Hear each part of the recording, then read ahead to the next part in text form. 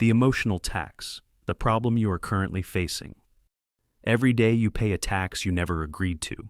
It's the energy you waste on an argument that doesn't matter. It's the hours you spend paralyzed by a feeling of inadequacy. It's the impulsive decision you made because you were angry, tired, or desperate for a hit of dopamine. Society romanticizes listening to your heart. They tell you that your emotions are your compass. At Behavior Pulse, we recognize this as a biological trap.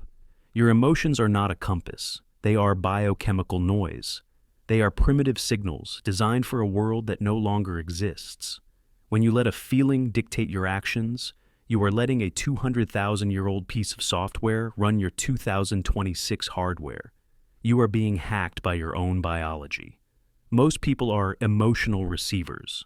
They walk into a room and pick up the anxiety of others. They check their phones and receive the rage of the algorithm.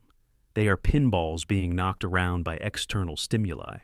Today we end the performance. We are going to perform a system restore on your decision-making architecture.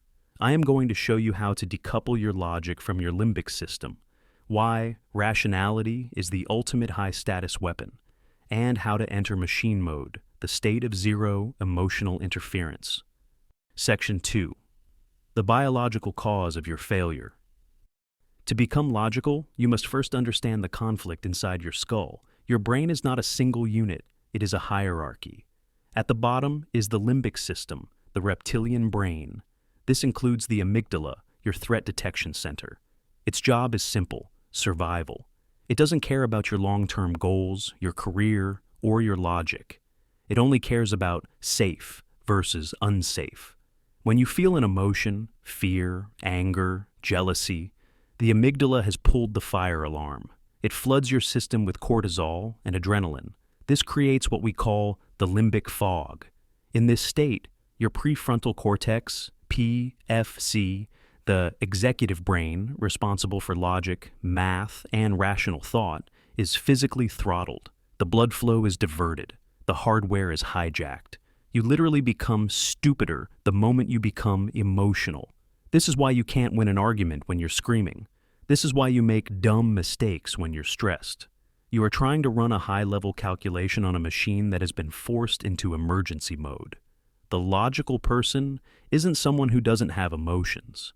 It is someone who has built a neural firewall between the amygdala and the PFC. They can feel the fire alarm ringing, but they don't let it touch the control panel. They have mastered the reaction gap. Section 3. The status glitch. The social error that hijacks your brain. The 18 to 34 range, the biggest threat to your logic isn't physical danger, it's social evaluation. Your mirror neuron system is constantly scanning the room to see how people are reacting to you. When you sense disapproval or cringe, your anterior cingulate cortex, ACC, registers it as literal physical pain. This is where your logic fails you most. You stop doing what is rational and start doing what is socially safe. You over-explain yourself. You apologize for things you didn't do. You stay in jobs or relationships that are mathematically failing because your amygdala is terrified of the social death of leaving. This is the status glitch. You are sacrificing your life's potential to appease the mirror neurons of people who aren't even paying attention to you. Rationality is the ability to look at a social situation and see only data. If someone insults you, the emotional person sees a threat to their ego. The logical person sees a biological entity making noise with its mouth. One of these people is a victim. The other is an observer. Section 4. The manual override, the protocol to solve the glitch. You cannot think your way out of an amygdala hijack while it's happening. You must use a manual override. Here is the protocol for cognitive decoupling. 1. The 10-second data audit. When you feel a surge of emotion, the machine engages the 10-second rule. You do not speak. You do not move. You do not text back. These 10 seconds, you perform a data audit. You ask one question. Is this feeling a useful variable for the objective? If the answer is no, you label the feeling as noise. By labeling the emotion, you move the processing of the event from the amygdala, back to the prefrontal cortex. You have successfully technicalized your feelings. 2. The third-person perspective. Logic thrives in distance. We are all better at giving advice to others than to ourselves. To break the limbic fog, you must refer to yourself in the third person. Don't ask, "What should I do?" Ask, "What should the operator do in this situation?" This small linguistic shift creates the ego dissolution required for rational execution. 3. Probabilistic thinking. Emotions are binary. I am going to fail, or I am going to win. Logic is probabilistic. Stop looking for certainty and start looking for odds. When you're afraid to take a risk, write down the actual mathematical probability of the worst-case scenario. Usually, the threat is a 2% chance of embarrassment. Your amygdala treats it like a 100% chance of death. Logic corrects the scale. Part 5. The execution, the power of the void.